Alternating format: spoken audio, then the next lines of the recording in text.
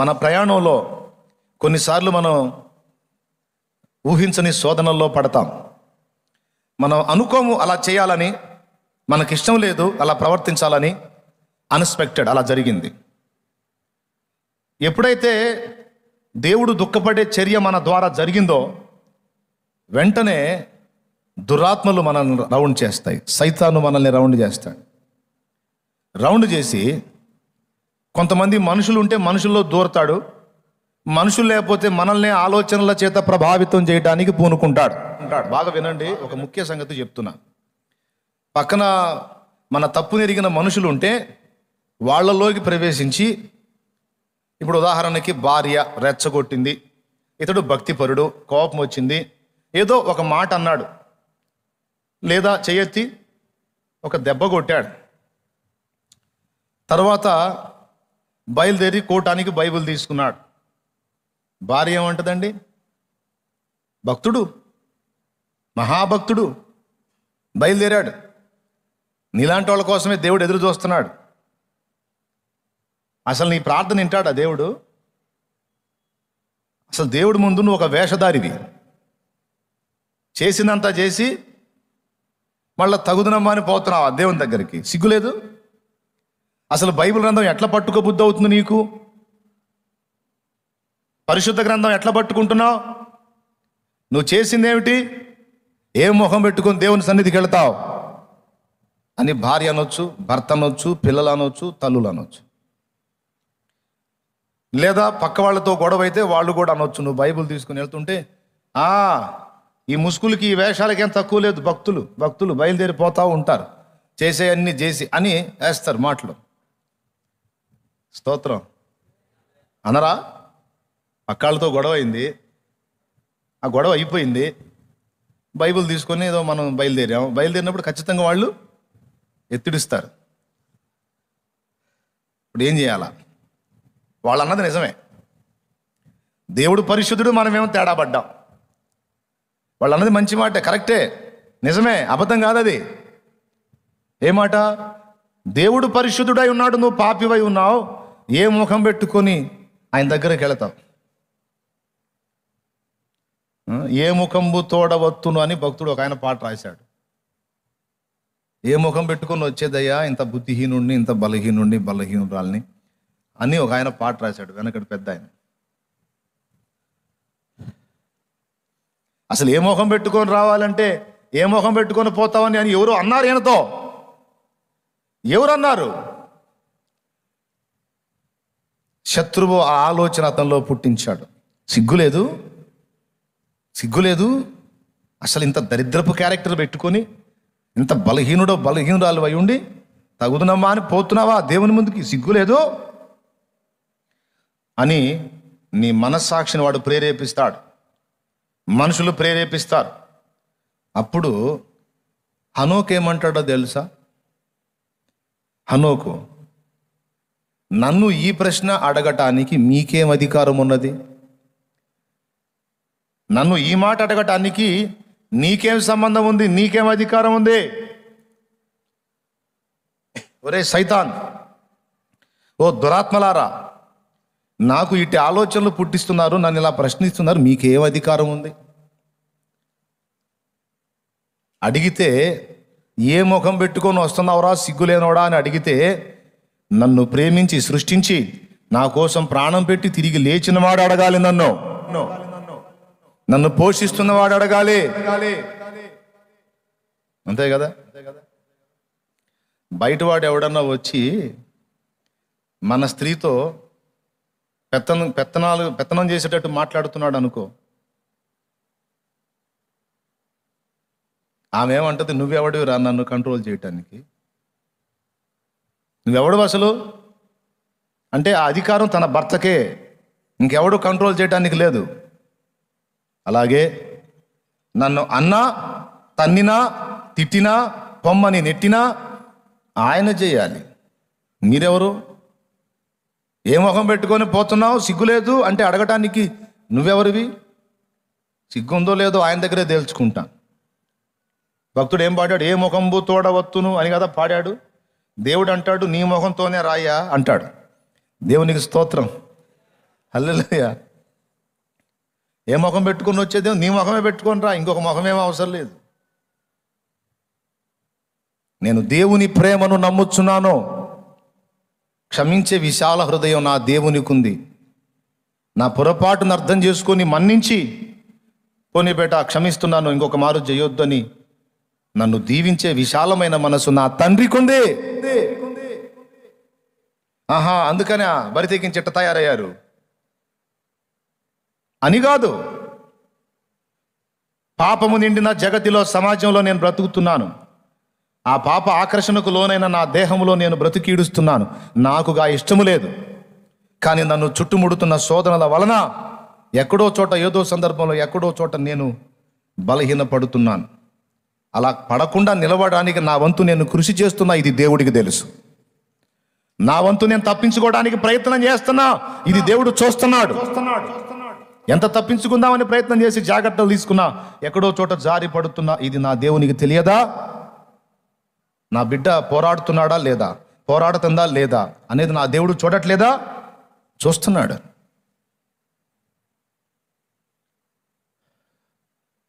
Cycle తొక్కడానికి ప్రయత్నం మానుకుంటే బాధపడతాడు తండ్రి.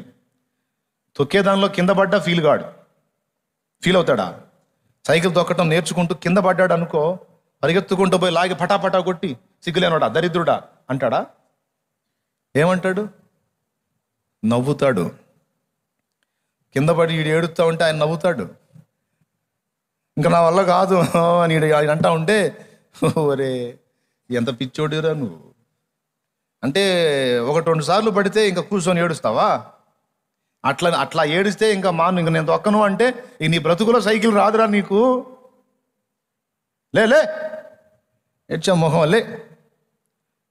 చెయ్యి పట్టి వెన్ను తట్టి ఆలోచన చెప్పి నిలబెట్టి మరలా ప్రయత్నించంటాడు. అది తండ్రి మనస్సు. మరలా ప్రయత్నించు. నేను గమనిస్తానే ఉన్నా, నువ్వు సైకిల్ని నిలబెట్టడానికి ప్రయత్నం చేస్తున్నావు, నాకు అర్థమవుతుంది. ఆ ప్రయత్నంలో బలహీనపడ్డావు, అయినా మానొద్దు, మళ్ళా మొదలుపెట్టు.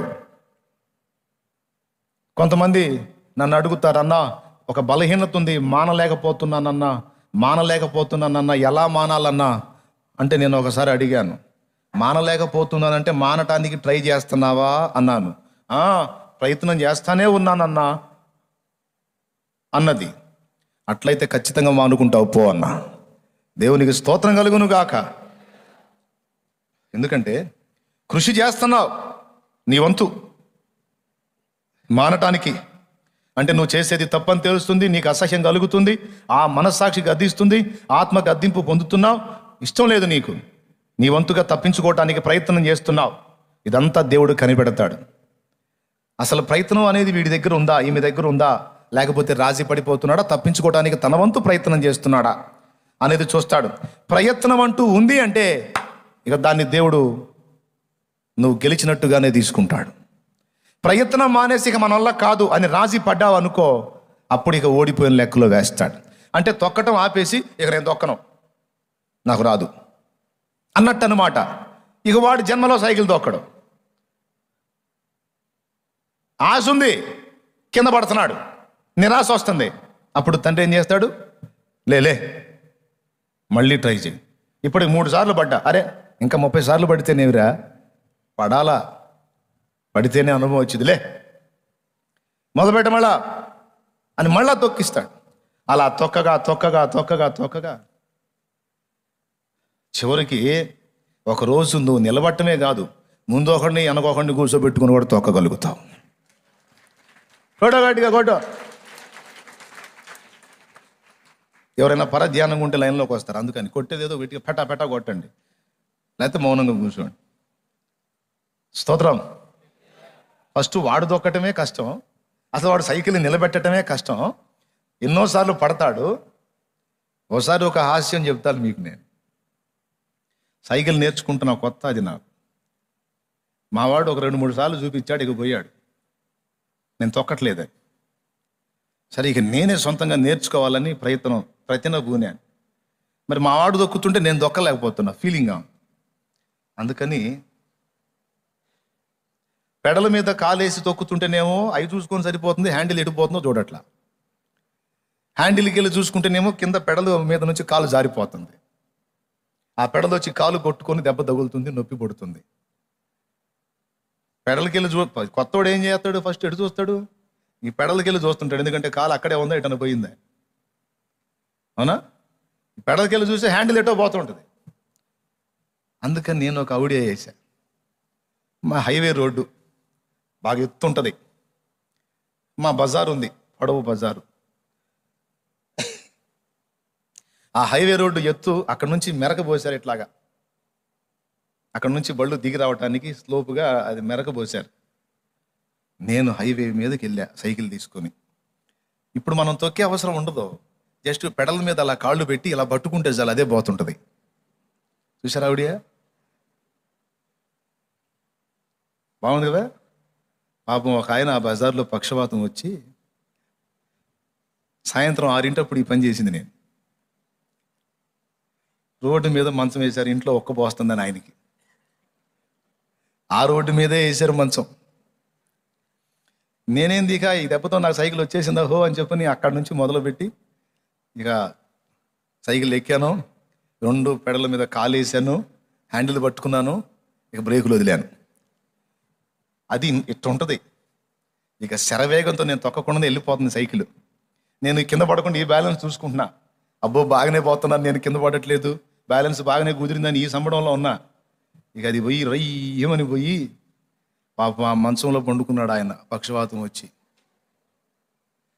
పొయ్యి పొయ్యి పొయ్యి పోయి పెటామని కొట్టి ఆయన్ని. ఆ మంచానికి తగిలి ఎగిరి పడ్డాడు ఆయన. పడి వామ్మో అన్నాడు, నన్ను చంపాడు.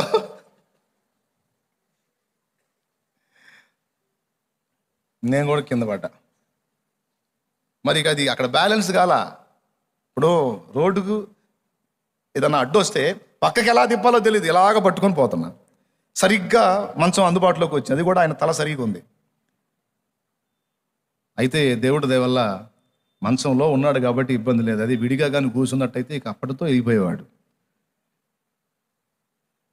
ఇక వాళ్ళందరూ నన్ను లేపి సైకిల్ లేపి ఎవరని చూస్తే ఫలానా వాళ్ళ అబ్బాయి.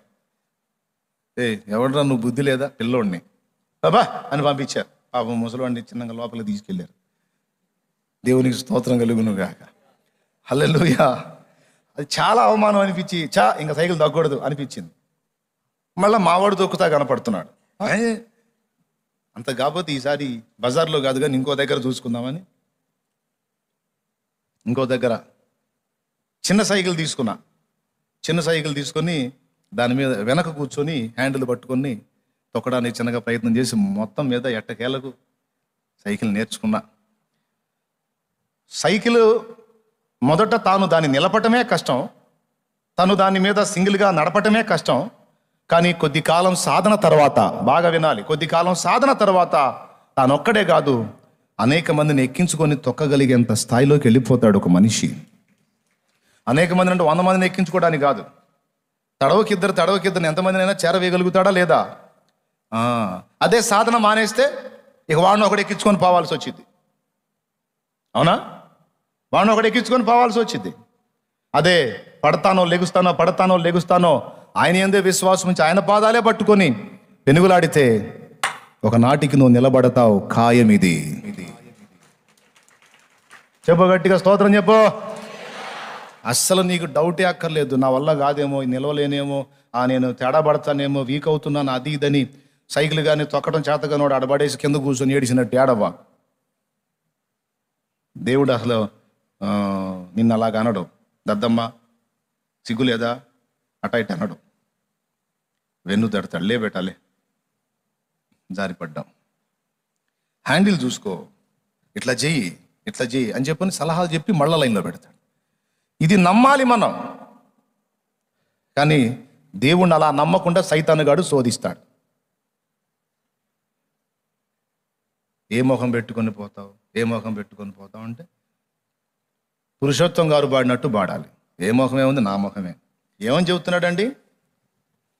ఎన్న సఖ్యముగా నీ పాపములన్నీ మోపుగా వీపు పైబడి ఉన్నవి ఇదే నడలేక తొట్టిల్లు చున్నవాడను, నన్ను దయగను, నేను ఎలాగున్నానో అలాగే నీ దగ్గరకు వస్తున్నాను, నన్ను కనికరించు, నీ రక్తముతో నన్ను గడుగయ్యా అని ఆ మహానుభావుడు ఏడ్చి పాడాడు. అది విశ్వాసం ఉంచుట. సైతాను మాటల మీద నమ్మకం ఉంచి దేవుడికి దూరం అయితే అవిశ్వాస లెక్కలోకి వెళ్ళిపోతా. అంటే దేవుని ప్రేమను నీవు సందేహించినట్లు అవుతుంది. దేవుని విశ్వసించటం అంటే ఆయన కార్యాలు చేసే శక్తిని విశ్వసించటం మాత్రమే కాదు, ఆయన ఇచ్చే రక్షణ విషయమై మాత్రమే విశ్వసించుటగా. అసలు ఆయన నిన్ను ఎంత ప్రేమిస్తున్నాడో ముందు నువ్వు అది నమ్మాలి. దేవుడు నన్ను అమితముగా ప్రేమిస్తున్నాడు. నేనంటే ఆయనకి ఎంత ప్రేమ అంటే చచ్చిపోయేంత ప్రేమ. చచ్చిపోయేంత కాదు, చచ్చిపోయినంత ప్రేమ. ఇంతగా నన్ను ప్రేమించే నా తండ్రి నన్ను అర్థం చేసుకోడా? నిశ్చయంగా నన్ను అర్థం చేసుకోగలడు. నా మట్టుకు నేను ప్రయత్నిస్తున్నాను, పోరాడుతున్నాను.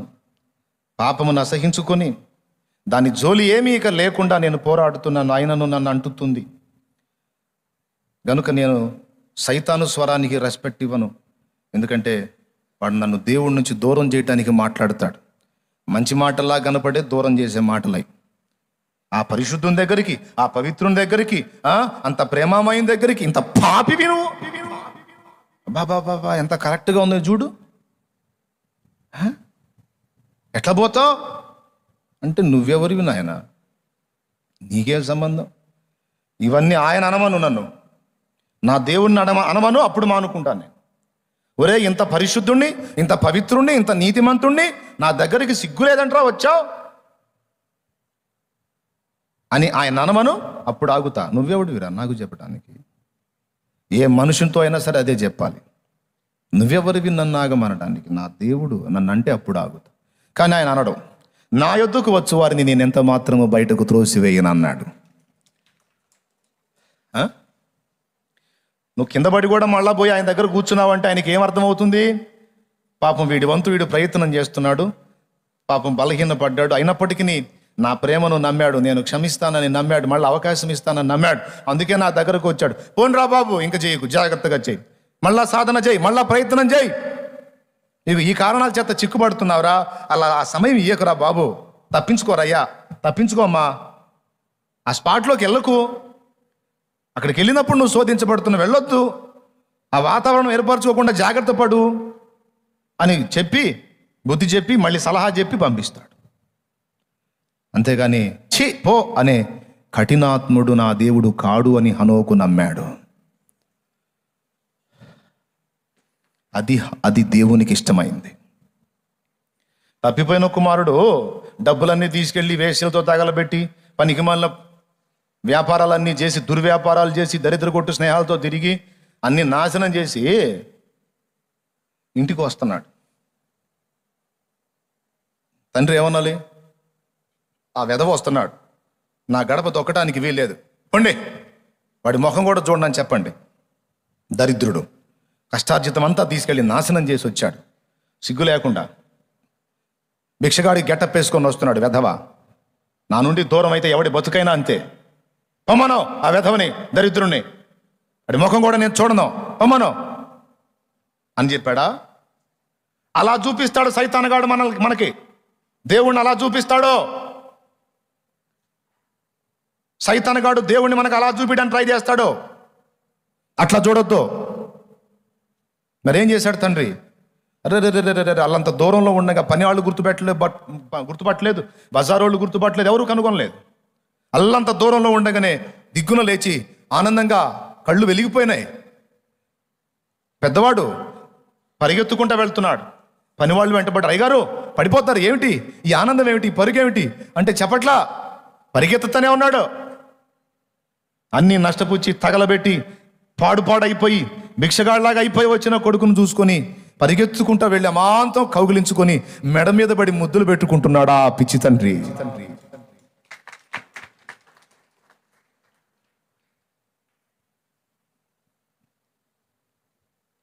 ఎక్కడి నుంచి వచ్చాడో తెలుసా? పందుల దొడ్డిలో నుంచి వచ్చాడో, అసహ్యమైన స్థలంలో నుంచి వచ్చాడో. స్నానపానాదులు లేవు, చీలికలు పేలికలైన వస్త్రాలు, తలకు నూనె లేదు, జుట్టు పెరిగి గడ్డం పెరిగి పిచ్చివాళ్ళలాగా వచ్చాడు. అతను ఎవరు గుర్తుపట్టలేదు, నాన్న గుర్తుపట్టాడు. గుర్తుపట్టి తను పడేది కూడా కానకుండా పరిగెత్తుకొని పోయి దుర్గంధపూరితంగా ఉన్న ఆ కొడుకు మీద పడి గట్టిగా హత్తుకుని, ఎన్నాళ్ళగా కనిపించావురా అని ముద్దులు పెట్టుకుంటున్నాడు ఆ తండ్రి. ప్రేమ గల తండ్రి. హల్లెలూయా. మన పరలోక తండ్రి కూడా అలాంటి వాడే. నిన్నెంత ప్రేమిస్తే తనకిష్టమైన అద్వితీయ కుమారుని నీ కొరకు బలిగా అర్పించాడు. ఊహించు. నిన్నెంత ప్రేమిస్తే తన జనితైక పుత్రుని నీ కొరకు అలాగ దారుణంగా బలి చేయడానికి ఇష్టపడ్డాడు. ఊహించు. దుష్టుడు అంటాడు, నిన్ను ఒప్పుకోడు దేవుడు అంటాడు. నువ్వెవటో చెప్పడానికి ఆ ముక్క ఆయన చెప్పాలి. నా తండ్రికి నేనంటే ఎంతో ప్రేమ, ఆయన వదిలి నేను బతకలేను. ఒకవేళ నేను పాపినని కొట్టి చంపితే చంపని, నేను ఆయన దగ్గరే పడతాను. చంపేస్తే ఆయన చేతుల్లో చస్తాను. ఆయనకు దూరంగా మాత్రం నా వల్ల కాదు, నేను ఆగలేను. హనోకు అనుభవం.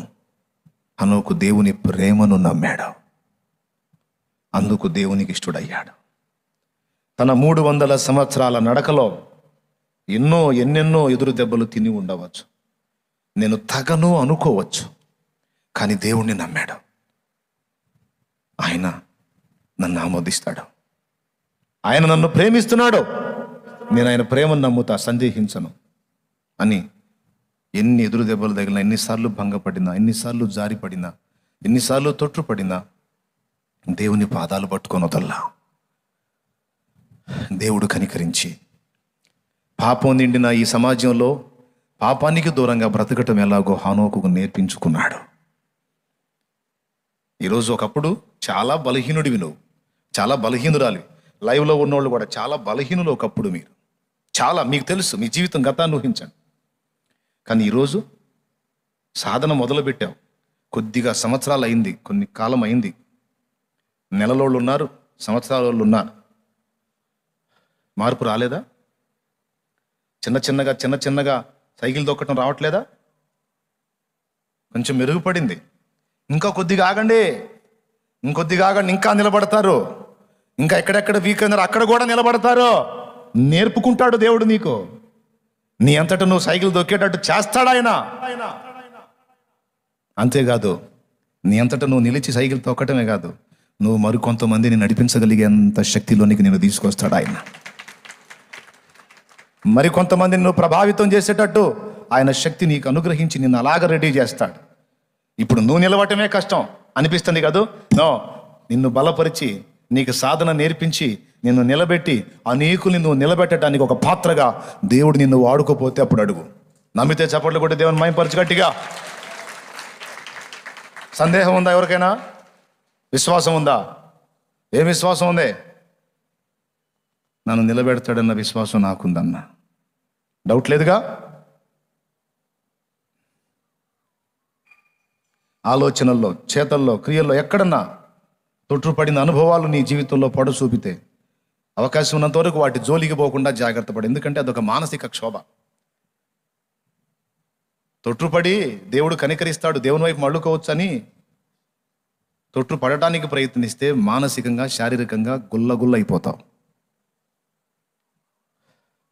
అందుకని ఆ గతి నీకు పట్టకుండాన్నట్లు ముందే పాపాలకు దూరంగా జాగ్రత్తగా ఉండడానికి నీ వంతు కృషి నువ్వు చెయ్యి. అయినప్పటికీ కూడా ఎక్కడన్నా దుష్టుడు నిన్ను శోధిస్తే నువ్వు దేవుని వైపు మళ్ళుకునే విషయంలో దేవుని యందు విశ్వాసం ఉంచమని మాత్రం చెప్తున్నాను నేను. ప్రియులారా, ఈ విషయాలు ఒకటే కాదండి, ఇంకా చాలా సంగతుల్లో మనం హనోకు వలె దేవుని మీద ఆధారపడాలి. ఇందాక చెప్పాను, డ్రైవర్ సీట్లో నువ్వు కూర్చొని ఇప్పటిదాకా బ్రతుకు నడిపావు, అది ఖాళీ చేసి దేవునికి ఆ స్థానం ఇవ్వు. 65 సంవత్సరాల వయసు వచ్చిందాకా హనోకు బండిలో హనోకే డ్రైవరు. 65 ఏళ్ళు వచ్చిన తరువాత దేవుణ్ణి గుర్తెరిగాడు. తన ఓన్ డ్రైవింగ్లో ఎంత దరిద్రం ఉందో గుర్తెరిగి డ్రైవింగ్ సీట్ ఖాళీ చేసి హనోకు ప్రభువుకి ఇచ్చాడు. నువ్వు కూర్చొని నడిపించు ప్రభువా అని. దేవుడు ఎప్పుడైతే హనోకు జీవితాన్ని నడపటం మొదలుపెట్టి దేవుడు జోక్యం చేసుకున్నాడో సుదీర్ఘ కాలం ఇక హనోకు జర్నీ బ్రేక్ అవ్వలేదు. గమ్యానికి దేవుడు చేర్చాడు, నిత్య జీవ గమ్యానికి. ఓకే, నమ్మాలి ఆయన నాయకత్వాన్ని. నేను ఆయన మీద ఆనుకుంటాను, ఆయన చెప్పినట్లెల్లా నడుస్తాను, చివరికి నేను ఆయన ఆశించిన గమ్యానికి చేరతాను. నాకు నమ్మకం ఉంది. కొంతమంది దేవుణ్ణి కూడా కావాలనుకుంటారు, కారు ఎక్కించుకుంటారు దేవుణ్ణి కూడా, వినండి. కానీ డ్రైవర్ సీట్లో వాళ్ళే కూర్చొని పక్కన సీటు దేవుడికి ఇస్తారు. అంటే సగం అది సగం అందే. పూర్తిగా లోబడరు, పూర్తిగా స్టీరింగ్ ఆయనకి అప్పచెప్పి వీళ్ళు పక్కన కూర్చోడానికి ఇష్టపడరు. సీట్లో వీళ్ళు కూర్చొని వీళ్ళు నడుపుకుంటా పక్కన ఆయన సలహాలు అడుగుతుంటారు అప్పుడప్పుడు, ఏం చేద్దాం దేవా అని. ఇంకా నన్ను అడిగేదే ఉందిరా, నువ్వే నడుపుకుంటున్నావుగా, పో నీ ఇష్టం వచ్చినట్టు అంట. కొన్నిటికి మాత్రం దేవుడు, కొన్నిటికి మాత్రం వాళ్ళకు అనుకూలంగా. నో, నా బ్రతుకు బండిని నేను పూర్తిగా దేవుని చేతికి అప్పగించినప్పుడు బాగుపడ్డాను. నేను నా మట్టుకు నా జీవితం చెబుతున్నాను. నేను పూర్తిగా ఆయన నడిపింపుకి అప్పచెప్పుకొని ఆయన పాదాల దగ్గర ఎక్కువ గడుపుకుంటూ ఆయన సలహాని పాటిస్తూ ఇక ఆయనే డ్రైవర్ ఆ రోజు నుంచి ఈ రోజు దాకా. అందుకే నాకు ఇంత కృప లభించిందని నేను అనుకుంటాను. ఆయన నన్ను నడుపుచుండుటను బట్టియే నా బ్రతుకు పరిమళించింది. హల్లెలూయా. మీకు కూడా పరిమళించిన జీవితం కావాలి అంటే స్వచ్ఛందంగా మీ బ్రతుకు బండి స్టీరింగ్ని యేసయ్య చేతికి అప్పచెప్పండి. ఏంటి ఆయనకి అప్పచెప్పావంటే, నడిపిస్తాడు నా దేవుడు అని పాడండి. నీ భవిష్యత్తు శూన్యంగా నీకు కనపడుతుండొచ్చు, నీ నెక్స్ట్ స్టెప్ ఏమిటో నీకు అర్థం కాకపోతుండొచ్చు. నువ్వు దీనంగా దేవుని పాదాల దగ్గర కూర్చొని, దేవా నా జీవితం నీ చేతుల్లోనే పెట్టుకున్నాను, నీ మనసుకు తోచినట్లు నన్ను నడిపించు, నువ్వు ఏం చేసినా నీ చిత్తమే ప్రభు, నీట ముంచినా పాల ముంచినా నువ్వే యేసయ్యా, ఇక నాకుగా వేరే ఆలోచనలు ఏమీ లేవయ్యా, నా జీవితంలో ఏది నువ్వు ముందుకు తీసుకొస్తావో, ఏది నీ చిత్తమని నువ్వు స్పష్టపరుస్తావా ఆ అడుగు వేయటానికి నేను సిద్ధంగా ఉన్నానయ్యా, నీ వైపే చూస్తున్నాను, ఇక వేరు నిరీక్షణ లేదు ప్రవ్వా, నాకు నువ్వే నిరీక్షణ ఆధారం ప్రవ్వా అని నీ ప్రతి అడుగు విషయమై దేవుని కొరకు నువ్వు కాచుకున్నట్లయితే నేను చెప్తున్నా, అద్భుతమైన ఆశీర్వాదకరమైనటువంటి నడిపింపు దేవుడు నీకు అనుగ్రహిస్తాడు. ఒక మనిషిని నమ్మి మనిషి మీద ఆధారపడితే మనం ఖచ్చితంగా మోసపోవచ్చు. కానీ దేవుని నమ్మి దేవుని మీద ఆధారపడి నడవటం మొదలు పెడితే అలాంటి వ్యక్తి నాశనమైనట్టు చరిత్రలో లేదు. మనుషుల్ని నమ్మి సర్వనాశనమైన వాళ్ళు ఉన్నారు. కానీ అవన్నీ పక్కన పెట్టేసి తమను తాము నమ్ముకోవటం, మనుషుల్ని నమ్ముకోవటం అనే సెక్షన్ పక్కన పెట్టేసి దేవుని నమ్మి జీవితాన్ని దేవుని చేతికి అప్పచెప్పి దేవుని అదుపాజ్ఞల్లో కనుసన్నలో నడుచుకోవటానికి ఇష్టపడిన వాడు చెడిపోయినట్టు చరిత్రలో లేదు. ఉందా? ఎవరు పాడైపోయారో చెప్పండి. దేవుని నడిపింపులో చరిత్ర పుటల్లోకి ఎక్కారు, ధన్యజీవులయ్యారు, వేల లక్షల మందికి దీవెనకరంగా మార్చబడ్డాయి, వారి జీవితాలు మాదిరైనాయి. దేవుని సంకల్ప ప్రకారం రెడ్ ఇండియాల మధ్యలోకి సేవ చేయడానికి వెళ్ళాడు డేవిడ్ బ్రైనార్డ్. పట్టుమని తన బ్రతుకాలంలో 5 సంవత్సరాల సేవలో 100 మందిని కూడా సంపాదించాడో లేదో డౌటే. కానీ ఆ 100 మందిని సంపాదించడం కోసం ఆయన పడిన పాటలన్నిటిని ఒక డైరీలో రాస్తే ఆ డైరీ మిషనరీలను తయారు చేసింది.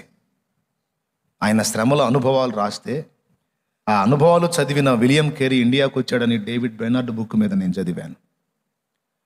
డేవిడ్ బ్రైనార్డ్ డైరీ వలననే డేవిడ్ లివింగ్స్టన్ ఆఫ్రికా ప్రాంతానికి మరియు చైనా ప్రాంతానికి సేవకు వెళ్ళాడని నేను గుర్తించాను.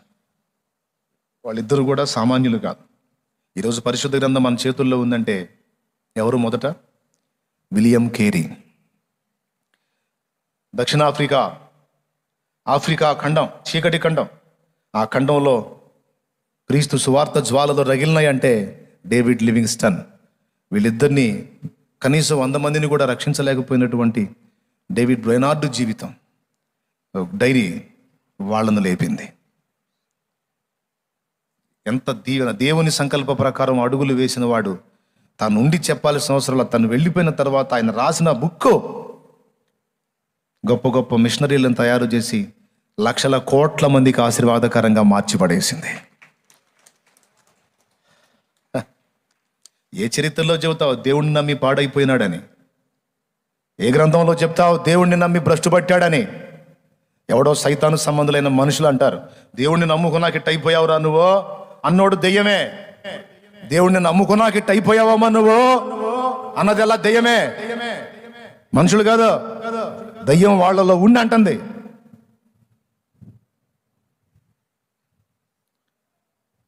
చరిత్రలో లేదు, సర్వనాశనం అయిపోయినటువంటి జీవితాలు సైతం ఆయన పాదాలను పట్టుకున్నప్పుడు మోడులు మళ్ళా క్రొత్త చిగుర్లు పెట్టినాయి.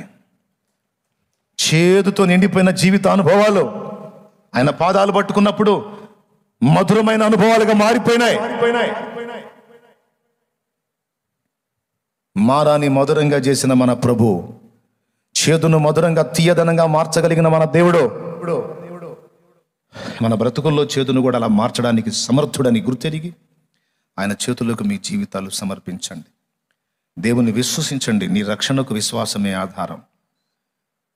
అంతేకాదు, నీ క్షమాపణకు, నీ దిద్దుబాటుకు, నీ భక్తి సాధనకు ఆయన ప్రేమను విశ్వసించుటయే ఆధారం. సైతాను సంబంధులకి ఎడమివ్వబాకు. జారిపడిన దేవుని పాదాలే కౌగిలించుకో. తప్పిపోయిన కుమారుడు తన తండ్రి ప్రేమ గలవాడని నమ్మాడు. అలా నమ్మి వచ్చినందుకు సంతోషించాడు నాన్న. వెంటనే పరిగెత్తుకొని పోయి మెడ మీద పడి ముద్దులు పెట్టి ఏమన్నాడు? వీని వస్త్రాలు తీసివేయండి అన్నాడు. పాప పంకిలమైపోయినటువంటి ఆ పాపిష్టి క్రియలన్నిటినీ కూడా ప్రభు కడిగివేసి నూతన వస్త్రాలు అనే పరిశుద్ధ క్రియలను అలంకరింపజేస్తాడు. పందుల దొడ్డిలో దుర్గంధపూరితమైన స్థితిలో ఉండి వచ్చినటువంటి కొడుకుని శుభ్రపరిచి పరిమళ తైలం తన మీద పోయించాడు. కొన్ని నిమిషాల క్రితం వరకు కూడా అతడు ఒక అసహ్యుడు, దుర్గంధపూరితుడు, భిక్షగాడు, యాచకుడు, హేయుడు. కానీ తండ్రి దగ్గరికి వెళ్ళి తండ్రిని ఆశ్రయించిన తర్వాత కొన్ని నిమిషాలలోనే ఎంత ఆశ్చర్యకరమైన మార్పు అంటే, తన తల శుభ్రపరచబడింది, తైలము చేత అంటబడింది, తన వస్త్రాలు తీసివేయబడ్డాయి, నూతన వస్త్రాలు కట్టబడ్డాయి, తన దేహం శుభ్రపరచబడింది, పరిమళ తైలం పోయబడింది. భిక్షగాళ్లాగా దిక్కు దశ లేని స్థితిలో వచ్చిన వాడు తండ్రి యొక్క అధికార ఉంగరం పొంది మళ్ళా క్షణాలలో ఆస్తిపరుడైపోయాడు. కొట్టు చప్పట్లో. ఎప్పుడు? సైతాను స్వరం విని అక్కడ ఆగిపోయినప్పుడా, లేకపోతే దేవుని ప్రేమను విశ్వసించి పరిగెత్తినప్పుడా? తండ్రి ప్రేమను విశ్వసించి పరిగెత్తినప్పుడా? ఎప్పుడు వచ్చింది ఆ కృప? అనుమానించి రాకపోతే, తండ్రిని అనుమానించి రాకపోతే అసలు సచ్చేవాడు. అవునా? ఎంత అద్భుతంగా మారిపోయింది అది. తండ్రి ప్రేమను విశ్వసించుట ద్వారా క్షణాలలో పరిస్థితులు అలా మారిపోతాయి. కాబట్టి నమ్మండి, ఆయన్ని హత్తుకోండి, ఆయన ఇచ్చే రక్షణ, ఆయన ప్రాణత్యాగాన్ని విశ్వసించండి. అదే నీకు నిత్య జీవానికి కారణం. రెండవది, సాతాను శోధనలో నుండి తప్పించుకొని నీవు బలమునందు అనేకులకు దీవెనకరమగునట్లు సైతాను స్వరం వినకండి, దేవుని ప్రేమను నమ్మి ఆయన ఆశ్రయించండి. ఇవి రెండు హనోకు చేశాడు. హనోకు జీవితంలో వచ్చినాయి లోపాలు, కానీ ఎన్నొచ్చినా దేవునితో నడక మానుకోలా, దేవుని పాదాలు వదిలిపెట్టలా. అందుకే హనోకు దేవునికి ఇష్టడు. దేవుడు హనోకుని తీసుకొని పోయాను. నువ్వెవరి స్వరం వింటున్నావు? అనుమానాలు, అవిశ్వాసం నూరిపోసే సైతాను స్వరం వింటున్నావా? దయ్యపు సంబంధాలు, అవిశ్వాసపు మాటలు వింటున్నావా? నీ బతుకంతే, నీ జీవితం వింతే, నువ్వు అసలు ఎట్లా ఉండేదానివి, ఎట్లా ఉండేవాడు, ఎట్లయిపోయావు, నువ్వు అట్టయిపోయావు, ఎట్టయిపోయావు అని పనికిమాలిన మాటలు మాట్లాడే పనికిమాలిన వాళ్ళ స్వరాలు వింటున్నావా? దేవుని ఎదుట నీ నడత సరైంది కాదు, దేవుడు నిన్ను ఒప్పుకోడు, నీకు క్షమాపణ లేదు, నిన్ను ఆమోదించడు అని చెప్పే దయ్యపు స్వరం వింటున్నావా? లేదు, దేవుడు నిన్ను ప్రేమిస్తున్నాడు, క్షమిస్తున్నాడు. వెళ్ళు, ఆయన పాదాలు ఆశ్రయించి క్షమాపణ కోరు, మళ్ళా సాధన మొదలుపెట్టు. ఒకనాటికి నిలవగలుగుతావు, అనేకులు నిలపగలుగుతావు. నిరుత్సాహపడకు, విశ్వాసం విడవకు. నీ భవిష్యత్తు కొరకు కూడా దేవుని మీద నువ్వు ఆధారపడు. దేవుణ్ణి నమ్మి చెడిపోయిన వాళ్ళు లేరు. వెళ్ళు, దేవుని పాదాలను ఆశ్రయించని చెప్పే పరిశుద్ధాత్మ స్వరం వింటున్నావా? హనోకైతే పరిశుద్ధాత్మ స్వరమే విన్నాడు. రండి ప్రార్థన చేద్దాం. దేవా, హనోకు వలె నన్ను చేయి ప్రభువా.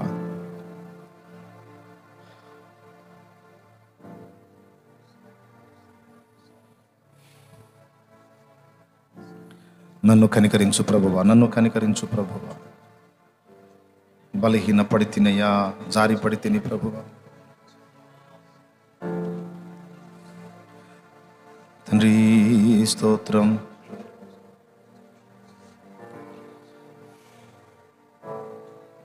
అందరూ కూడా ఆయన ప్రేమని నమ్ముచున్నారా?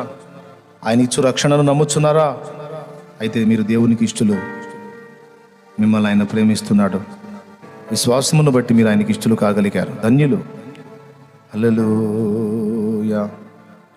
దేవా, నిన్ను విడవను ప్రభువా, నిన్ను విడవను. నా బ్రతుకు బండిని నీవే నడిపించు తండ్రి. నేనేం కావాలో, ఏం చేయాలో, ఎటు వెళ్ళాలో, ఎలా వెళ్ళాలో అన్నీ నువ్వే నడిపించయ్యా. నా లోపాలు, బలహీనతలన్నీ నీ శిలువ రక్తంతో కడిగి ప్రయత్నిస్తున్నాను నిలవటానికి, కానీ పడిపోతున్నాను ప్రభువా. ఈరోజు మళ్ళీ ఒక్కసారి నన్ను ధైర్యపరిచావు, మరలా ప్రయత్నించమని మళ్ళీ నన్ను ఒక్కసారి పురికొల్పావు. తప్పకుండా నేను ప్రయత్నిస్తాను దేవా, నిలబడతాను, అనేకులను నిలబెడతానయ్యా. నన్ను ఆశీర్వదించమని యేసు నామములో వేడుచున్నాము తండ్రి, ఆమేన్.